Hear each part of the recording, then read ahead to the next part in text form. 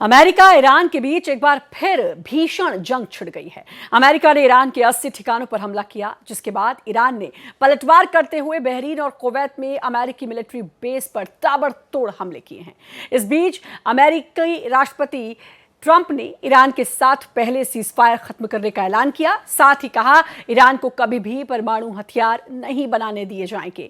साथ ही ट्रंप ने ईरान को चेतावनी देते हुए कहा है कि आज रात कुछ बड़ा होगा, जिससे दोनों देशों के बीच आर पार की जंग शुरू होने का खतरा बढ़ गया है, जिससे एक बार फिर हॉर्मुज स्ट्रेट बंद हो सकता है, जिससे तेल की कीमतों पर उछाल आ सकता है। अमेरिका ईरान के बीच सीजफायर खत्म होने का असर भारतीय शेयर बाजार पर भी पड़ा है। ईरान जंग के बीच एक बार फिर आर पार की जंग छिड़ चुकी है। खामनेई की अंतिम यात्रा के बीच अमेरिका ने ईरान पर भीषण हमला किया। ईरान की 80 से अधिक ठिकानों पर एयर स्ट्राइक हुई, जिसमें ईरान के बंदर अब्बास, केशम द्वीप और सिरी के आसपास मौजूद कई सैन्य ठिकानों को टारगेट किया गया। अमेरिका का कहना है कि ये कार्रवाई हॉर्मुज स्ट्रेट से गुजर रहे 3 जहाजों पर हुए हमले के जवाब में की गई। अमेरिका ने इस एयर स्ट्राइक में air defence system, command and control centre, interceptor missile system, drone launch site समेत IRGC की 60 से अधिक मिलिट्री बोट्स को टारगेट करने का दावा किया। अमेरिकी हमले के बाद ईरान ने भी काउंटर अटैक किया। बहरीन और कतर में अमेरिकी बेसिस को टारगेट किया गया। ईरान का कहना है कि उसने अमेरिका के 85 ठिकानों को टारगेट किया और अमेरिका के MQ-9 ड्रोन को भी ढेर किया। इस बीच तुर्की की राजधानी अंकारा में नेटो शिखर सम्मेलन में शिरकत कर रहे ट्रंप ने ईरान के साथ सीजफायर खत्म करने का ऐलान कर दिया। ट्रंप ने कहा, मुझे लगता है ईरान के साथ सीजफायर खत्म हो गया है, उनसे डील करना बस टाइम वेस्ट है। To me, I think it's over. I don't want to deal with them anymore. They're scum. You know what scum is? They're scum. They're sick people. They're led by sick people. And they're vicious, violent people. And if they had a nuclear weapon, they'd use it. As far as I'm concerned, it's over. America और Iran के बीच फिर से जंग शुरू होने से Hormuz strait का एक बार फिर संकट बढ़ चुका है। दुनिया के करीब 20% तेल का व्यापार हॉर्मुज स्ट्रेट से ही होता है। इस वजह से फिर से तेल संकट गहरा सकता है। अमेरिका और ईरान के बीच फिर से आर पार की जंग शुरू होने से भारतीय शेयर बाजार में भारी गिरावट दर्ज की गई। सेंसेक्स 1800 से अधिक अंक टूटकर 76,370 के स्तर पर आ गया। ऐसे में बड़ा सवाल कि क्या फिर से तेल संकट गहराएगा? क्या इस बार अमेरिका ईरान के बीच आर पार की जंग होगी? Bureau report, Bharat express. तो इतने महीनों के बाद तो जाकर ये समझौता हुआ था और पूरे विश्व ने एक राहत की सांस ली थी, लेकिन अब ये समझौता खत्म। ट्रंप ने खुद इस बात को कहा है और इसका असर जो है जाहिर है ईरान और अमेरिका, ईरान और इजराइल तक तो नहीं बल्कि पूरे विश्व पर पड़ेगा, ये हर कोई जानता है। इसी को लेकर हम चर्चा भी करेंगे। हमारे साथ मेहमान जुड़ चुके हैं। आकाश जिंदल इकोनॉमिस्ट हैं, हमारे साथ जुड़ चुके हैं। सर, बहुत बहुत स्वागत है आपका भारत एक्सप्रेस पर। बामुश्किल सर ये समझौता हुआ था। इस समझौते के बाद हर किसी ने राहत की सांस ली थी। हालांकि जो एक्सपर्ट्स हैं उनका तब भी ये कहना था कि आने वाले समय में ये समझौता टूट सकता है या फिर से युद्ध हो सकता है, लेकिन फिर भी लगा था कि अब कुछ समय तो अच्छा जाएगा। लेकिन एक बार फिर ट्रंप का ये बयान और उसके बाद शेयर पर, बाजार पर भी इसका असर। जी हाँ, ये एक पूरी ग्लोबल इकोनॉमी को काफी बड़ा झटका है, क्योंकि ग्लोबल इकोनॉमी क्लियरली रिवाइवल की तरफ चल रही थी। और अगर आप क्रूड ऑयल की प्राइस देखिए, ब्रेंट क्रूड 30 अप्रैल को $126 पर बैरल चला गया था। अब वो नीचे आता था $71 पर बैरल आ गया था और पूरी ग्लोबल इकोनॉमी के लिए बहुत बड़ा रिलीफ था। स्टेट ऑफ हॉर्मुज का खुलना, US ईरान के बीच में सीज फायर और अल्टीमेटली समझौता हो जाना, उस तरफ बढ़ना।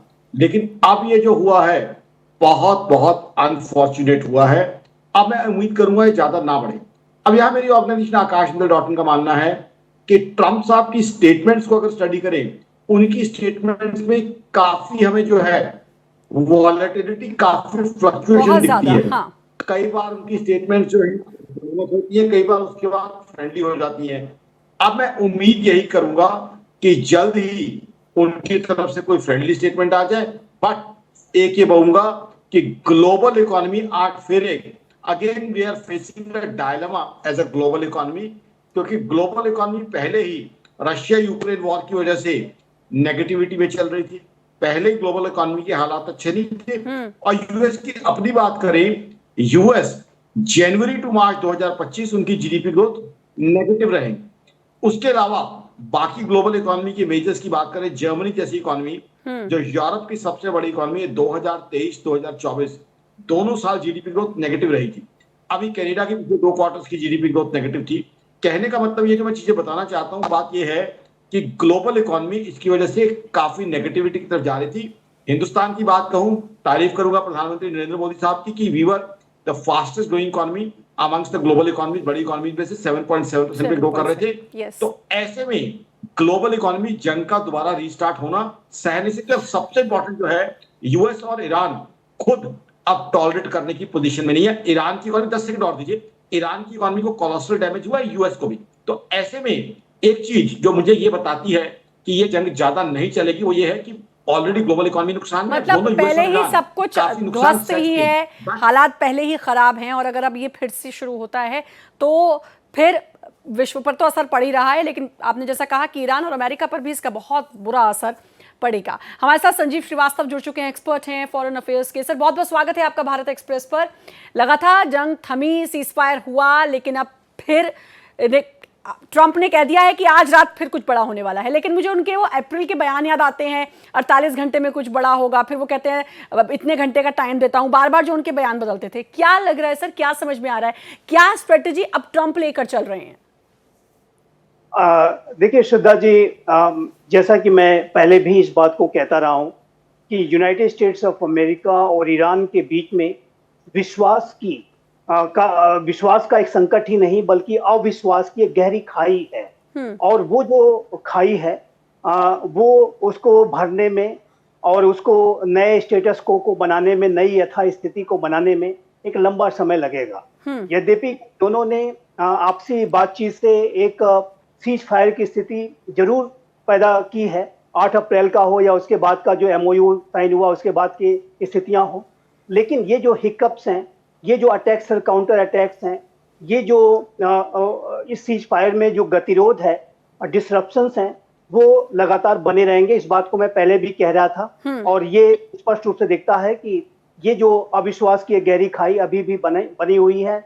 और ईरान के इस्लामिक जो रिजीम है, जो कि एक IRGC लेड जो रिजीम दिखाई देती है, वो जाहिर है कि अपने अप्रोचेस में उन्होंने कोई ज़्यादा बड़े बदलाव नहीं किए हैं और उनका अभी भी इजराइल के प्रति एक जो नफरत की जो भावना है, उनके इजराइल के प्रति उनका एक ये अप्रोच रहता है कि इजराइल को क्षति पहुंचानी है, इजराइल को वर्ल्ड मैप से मिटाना इत्यादि है, वो भी बना हुआ है। आतंकवादियों को जो सपोर्ट है, हिजबुल्लाह, हमास, हुती, उनका भी सपोर्ट अभी बना हुआ है। और ये जो IRGC लेड इस्लामिक रिजीम है, उसको ऐसा भी इस बात का भी थोड़ा गुमान है कि वो इस तरीके के अपने रेसिस्टेंस की वजह से वो कहीं ज्यादा पावरफुल होकर के उभरे हैं। तो ऐसे में वो स्टेट ऑफ हॉर्मुज को लेकर के या अन्य मुद्दों को लेकर के पहले 28 फरवरी से ज्यादा कहीं बड़े जो अपने जो स्टैंड को ले रहे हैं, कहीं ज्यादा सख्त स्टैंड ले रहे हैं, हार्ड लाइन पोजीशंस पहले से ज्यादा हो गई है। तो ऐसे में मेरा ऐसा मानना है श्रद्धा जी कि ये जो अटैक्स एंड काउंटर अटैक्स हैं, ये प्रक्रिया चलती रहेगी।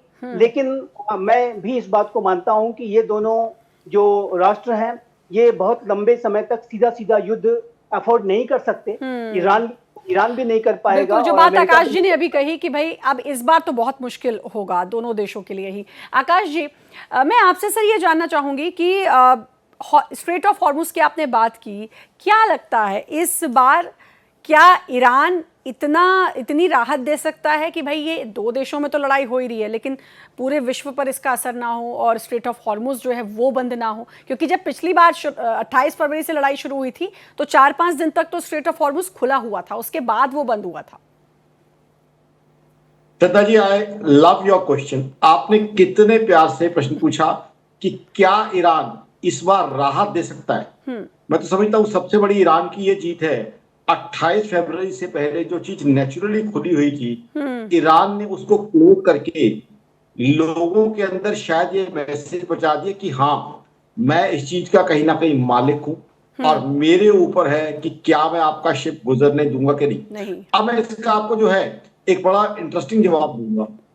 मैं आकाश जिंदल कल अपनी सरकार को लिखता हूं कि मेरे एरियल स्पेस से तमाम हवाई जहाज क्रॉस करते हैं। I Akash Jindal tomorrow write to my prime minister that prime minister I have very high respect for you. अब आप एक काम कीजिए, मैं इस देश का नागरिक हूं, $100 पर पर्सन आप चार्ज करना शुरू कर दिए, वो हवाई जहाज से जो मेरे देश की एरियल स्पेस यूज करता है, तो क्या होगा? अब आईआरजीसी वहां पे है, वहां पे ईरान की दिक्कत क्या है? एक मिलिट्री रेजीम डिसाइड कर रहा है। मिलिट्री जो पॉलिटिकल रेजीम है वो हमेशा कॉम्प्रोमाइज, सेटलमेंट और सॉल्यूशन की तरफ जाता है। मिलिट्री रेजीम की जो है सोच अलग तरीके से चलती है। तो कहीं ना कहीं ईरान को सबसे बिल्कुल पहले बिल्कुल, मतलब ईरान कोई ऐसा तरीका निकाल सकता है। सर मैं फिर रुक करूंगी, थोड़े सा टेक्निकल इशू आ रहा है, आपकी आवाज़ मुझ तक साफ नहीं आ रही है। संजीव जी क्या लगता है, जो सवाल मेरा आकाश सर से था कि भाई कुछ राहत ईरान दे सकता है, अगर ये राहत मिलती है, और जिस तरीके से आकाश सर का कहना है कि ईरान उसमें कुछ ये कर सकता है कि कुछ चार्जेस लगा दे, तो क्या इससे बाकी जिन देशों पर असर पड़ रहा था वो बंद हो जाएगा? अगर मैं थोड़ी स्वार्थी होकर सिर्फ भारत के बारे में भी सोचूं तो भी। देखिए सुधा जी, मैं मानता हूं कि जो स्टेट ऑफ हॉर्मुज का जो पूरा क्षेत्र है उस पर किसी भी तरीके का कर वसूलना, कोई टोल टैक्स वसूलना, कोई सुविधा शुल्क भी इवन वसूलना अंतर्राष्ट्रीय कानूनों का वायलेशन है।